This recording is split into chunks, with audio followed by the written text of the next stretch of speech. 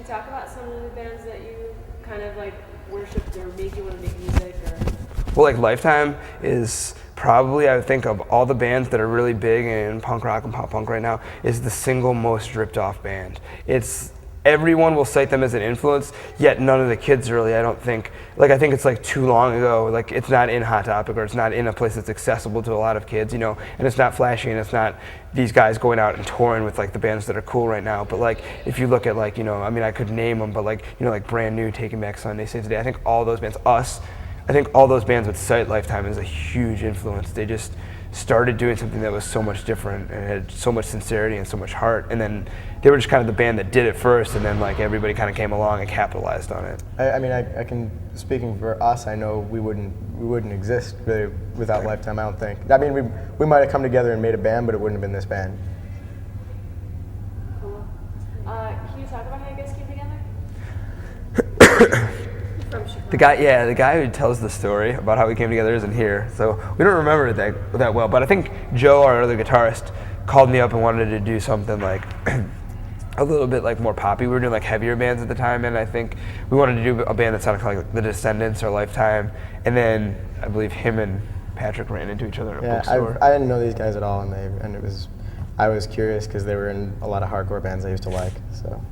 And then we just it was like weird because it's people like we in our earlier interviews we've said that it started as a joke, and people were like, oh, so you're making fun of it or whatever, and it's like it's not like that. It's not a joke like that. It's more like it's like a goof kind of, like it was just like we were totally just like goofing around in the basement, and like there's no, like when people are like, how do you make your band be like yours? How do we make, like, it's like, I don't know. You throw in a bunch of crap and like mix it, and maybe you get a cake, or maybe you get, I don't know. That was the thing I was telling somebody the other pie.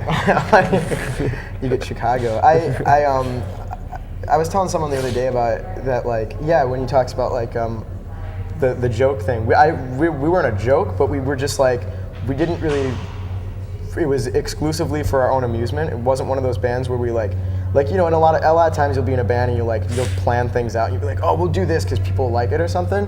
And this is like, it was odd because this was the one band that we like all just kind of like, we were just like, oh, we'll just do whatever we want, and that's the one, apparently, I guess, sincerity counts, I guess, so. We're being paid to say that, at least.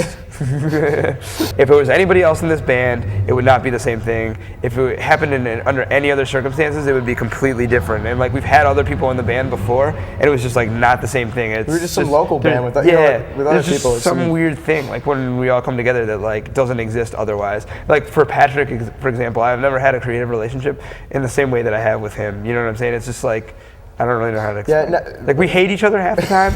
Like seriously, we're like disagree on every single point. Like anything you bring up, me and him disagree on. But then like for some reason, like as far as like creatively, like I've never vibed with somebody as well. Well, the thing is that like the both of us like are really, really. I'm gonna use focus again. I'm gonna say that thing so many times in this. Focus. But the two of us are really, really focused on on our own ideas, and those two. Almost always, those two things are the exact opposite idea. So when the two of them meet up, it's like, I don't know, somehow it ends up working, and it's one of those things where I have to rather begrudgingly admit that a lot of times the stuff that he kind of kept me on a leash about made the songs better. The songs are the music is what I do, and he does all the words and stuff. But we kind of give each other input on each other's field, and kind of man, it's like, whoa man, I've seen bad stuff, but this is, I mean, you do a lot of bad stuff, but this is the worst. You actually wrote the worst thing ever. Congratulations, I'm looking for the award, and they must be shipping it still. Remember the Razzies? It's pretty amazing that you guys did this as a goof, and you just played in front of thousands of people, and those kids were singing every single word. Yeah. With you. I mean, how does that feel? And did you feel that? Does it feel the same in front of all those people as it did in 20 people in the room like it did last year? Yeah, I mean, I still think feel an intimacy with the crowd. I think it's like there's like a couple points on that. Like one of the things is like when we were writing this, we were in Joe's attic and we were like, why? Like there was never a point where it crossed our minds that there was going to be all these people who'd be into singing the words with us and it would be like this other thing. Like we just wrote it, and that's why it's so weird to us.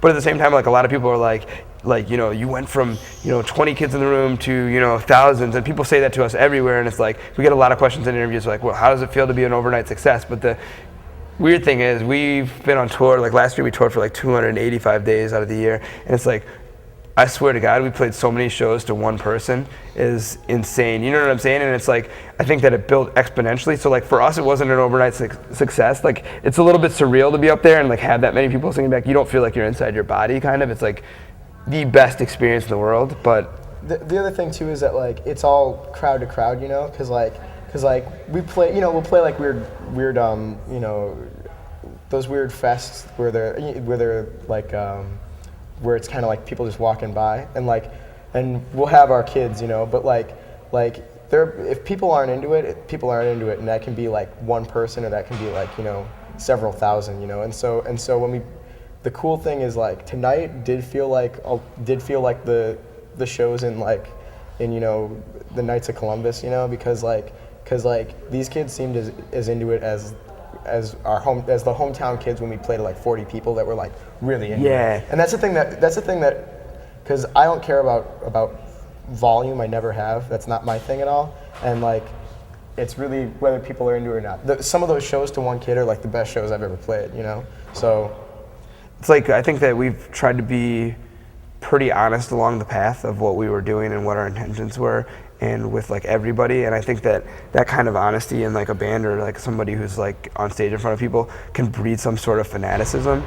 And like that obviously is like a bad thing when people are calling my house at 4 a.m. and like my mom's just yelling at me. But like it's really cool on the other hand, because to these kids, we're still their band. We're still, like, we're always going to be that band, and they're up there, and it doesn't matter, you know, like, there's other bands that are our level, and they're called sellouts, and people don't show up, or people go there and don't know, and because they're just played on the radio, and these kids, like, we've won over one by one, or, like, we know a lot, like, so many of those people in there are just friends that, like, we know, like, I'm really bad with names, but I remember a lot of faces. So, I mean, I just think that it's one of those things where it's like, we're still their band, so they're singing with us. It's not something where they're going there, and it's like, not something like where overnight we decided like, all right, now you guys should sing all our words, you know, or whatever. It's like been like that. When there was 2 kids at the show, that's still how it was. It just happens that there's a lot. We're not like removed from these people. It's not someone that just heard us or something. We like, you know, we've gone out to dinner with a lot of these people. You know what I'm saying? Yeah. Like these, like, so there'll be like 1,000 kids, but we know all of them, you know? Yeah. I can point and, you know.